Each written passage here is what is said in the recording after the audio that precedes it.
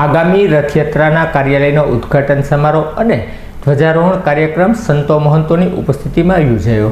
આગામી 16 જુલાઈના રોજ ભગવાન જગન્નાથજીની 41મી રથયાત્રા શહેરના મુખ્ય માર્ગો ઉપર ધામધૂમપૂર્વક નીકળવાની છે, જેના કાર્યાલયના ઉદ્ઘાટન સમારોહ તેમજ ધ્વજારોહણનું આયોજન કરવામાં આવ્યું હતું। આ પ્રસંગે સંતો મહંતો તેમજ મહાનુભાવો શુભેચ્છકોની ઉપસ્થિતિમાં શાસ્ત્રોક્ત વિધિ સાથે કાર્યાલયનું ઉદ્ઘાટન કરવામાં આવ્યું હતું। ત્યારબાદ વિધિવત રીતે ધ્વજારોહણ કરાયું હતું અને રથયાત્રાની તૈયારીના શ્રી ગણેશ કરવામાં આવ્યા હતા।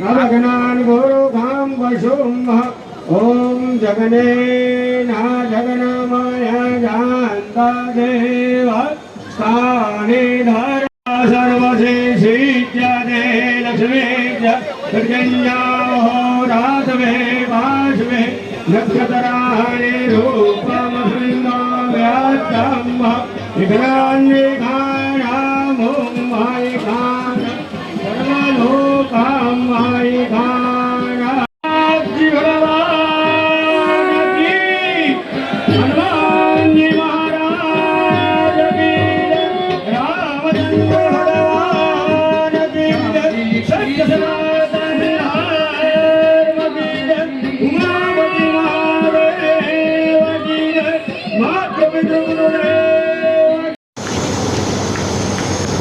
आजकल करता भावनगर में यात्रा निकलवाने 40 वर्ष थई गया। नानो समयगाळो नथी। आम गणो तो लगभग 2 पेढ़ीए आ काम कर्युं, એટલે 2 પેઢી જતી રહી છે આ રથયાત્રાના આયોજનમાં અને જે બાકીના દર વર્ષે આનું નીકળવાનું થાય છે। જે સંજોગોમાં યાત્રા શરૂ થઈ હતી એના ઇતિહાસમાં તો નથી પડવું, પણ ઘણા ઉતાર ચઢાવની સામે અખંડ રીતે નીકળતી આ આપણી રથયાત્રામાં અનેક કાર્યકર્તાઓનો પુરુષાર્થ છે અને આ પુરુષાર્થના કારણે તે હિન્દુ સમાજમાં જે ચેતના લાવવાનું કામ આ રથયાત્રાના માધ્યમથી કરવાનો ઉદ્દેશ્ય છે એ સફળ થઈ રહ્યો છે। આજની દેશની અને દુનિયાની પરિસ્થિતિ બહુ વિચિત્ર છે, ભયાનક પણ છે અને ભવિષ્ય એ ખૂબ ચિંતાજનક છે। એમાં પણ વિશ્લેષણમાં નહીં પડીએ, પણ આજની તારીખે મને એક મુદ્દો ઘણા વખતથી મનમાં ચર્ચા કરે છે, એ તમારી સાથે શેર કરું છું। વિચારજો શું કરી શકાય। 2 પેઢીએ તો 40 વર્ષ આ રથયાત્રાના આયોજનમાં અને હિન્દુ સમાજના જાગરણ માટે પોતાનો પુરુષાર્થ એ રેડી દીધો। હમણાં પાર્થભાઈએ કીધું કે સનાતન પરંપરાને જો જાળવી રાખવી હોય અને આગળ લઈ જવી હોય તો આ રથયાત્રા અવશ્યમ ભાવી નીકળવી જોઈએ। થોડી રાજુભાઈને પણ તસલ્લી થાય કે આવનાર પેઢી આવું કરી રહી છે। ખરેખર આ જનરેશન ટ્રાન્સફરનો એક પલ છે। ચૈતન્યમ શાશ્વતમ શાંતમ વ્યોમાતીત નિરંજનમ નાદ બિંદુ કલાતીતમ તસ્મૈ શ્રી ગુરુવે નમઃ। મંચ પર બિરાજમાન જગન્નાથજી ભગવાનના 41મા કાર્યાલયના ઉદ્ઘાટન પ્રસંગે ઉપસ્થિત મારા આદરણીય પરમ પૂજ્ય મહામંડલેશ્વર શ્રી ગરીબરામજી બાપુ, મારા સાથે બિરાજમાન તમામ સંત ચરણજન, રાજકીય આગેવાન શ્રીઓ, જગન્નાથજી રથયાત્રા મહોત્સવને આજે 41મી સુધી એક પેઢીથી બીજા પેઢી સુધી ટ્રાન્સફર કર્યું।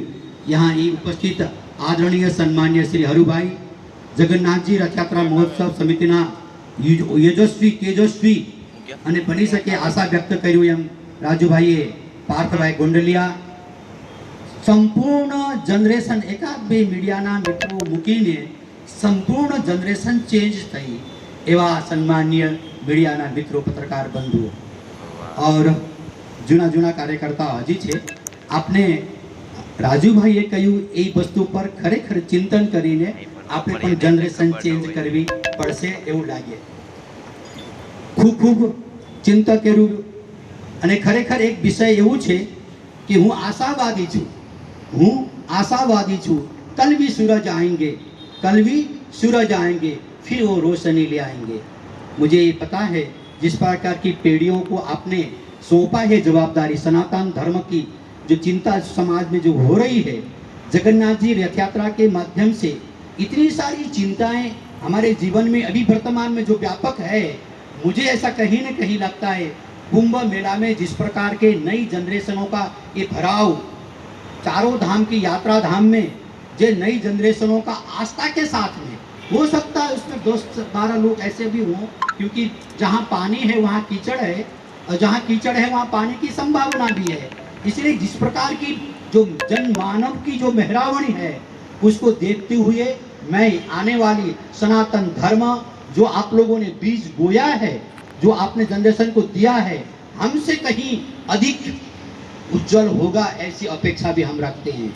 आज के इस युग में मेरा इतना मानना है, मेरा ऐसा विश्वास है, जो बीज आप लोगों ने आज तक बो के आए हैं वो निरर्थक नहीं होगा, उसका सामने एक रिजल्ट भी दिखता है. કેટલીક ઔપચારિક રીતે જેમનો ઉલ્લેખ કરવો જરૂરી છે કે આ રથયાત્રા દરમિયાન આજે પૂજ્યપાદ સંતોના આશીર્વાદથી અમારી એક પેઢી મૂકીને આજે બીજી પેઢી પણ પ્રસ્થાન કરી રહી છે. ત્યારે 1986થી લઈને જ્યારથી આ રથયાત્રા શરૂ કરી ત્યારથી અમારા વડીલ મુરબ્બી કરશનભાઈ વસાણી, ભીખુભાઈ અને પ્રથમથી જ જેને ફાઉન્ડર મેમ્બર કહેવાય ભાઈ શ્રી મનસુખભાઈને બધાએ ખૂબ આ અવિરત પ્રયાસથી ભાવનગરની અંદર આ કાર્ય કર્યું છે. કરશનભાઈ વસાણીનો ખાસ ઉલ્લેખ એટલા માટે હું કરું છું કે દર ઉદ્ઘાટન પ્રસંગે અમે એમને જ્યારે પણ પૂછ્યું છે ત્યારે એમણે મહાપ્રસાદના યજમાન તરીકે આજે 11મી વખત આજનું જે ભોજન પ્રસાદ છે એ માનનીય અમારા કરશનભાઈ વસાણી મંત્રીશ્રી છે અને એમને આજે પૂજ્ય ગરીબરામ બાપુના હસ્તે એમનું સન્માન કરવા માટે હું વિનંતી કરું છું. માનનીય શ્રી કરશનભાઈ વસાણી. બોલીએ જગન્નાથ ભગવાન કી તાળી વગાડજો જરા. જગન્નાથ બાપુ ગાતા બોલીએ જગન્નાથજી મહારાજ કી. 11મી વખત આ એમણે આજના ભોજન પ્રસાદની વ્યવસ્થાના યજમાન તરીકે સેવા આપી છે.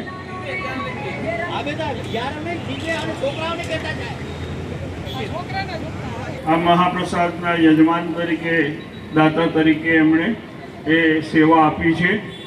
આ વર્ષે રથયાત્રા પૂર્ણ થઈ, જે મહાપ્રસાદની વ્યવસ્થા છે પૂર્ણ થયા પછી આપણે મહાપ્રસાદની વ્યવસ્થા કરીએ છીએ, એના યજમાન તરીકે દેવાભાઈ સાકિયા છે.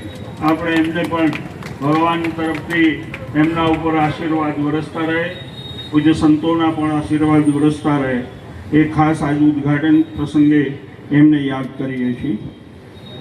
આ વર્ષે આમ તો દર વર્ષે ભગવાનના વાઘા નેત્રોત્સવ, ભગવાનના વિવિધ કાર્યક્રમની અંદર યજમાન થાય છે. આ વર્ષે ભગવાનના દાતા, વાઘાના દાતા અને યજમાન તરીકે ખંભાતી પરિવાર ભાઈ શ્રી સુભાષચંદ્રભાઈ, પિન્ટુભાઈ ખંભાતી અને રિંકલબેન ખંભાતી ઉપસ્થિત હતા, નીકળી ગયા છે.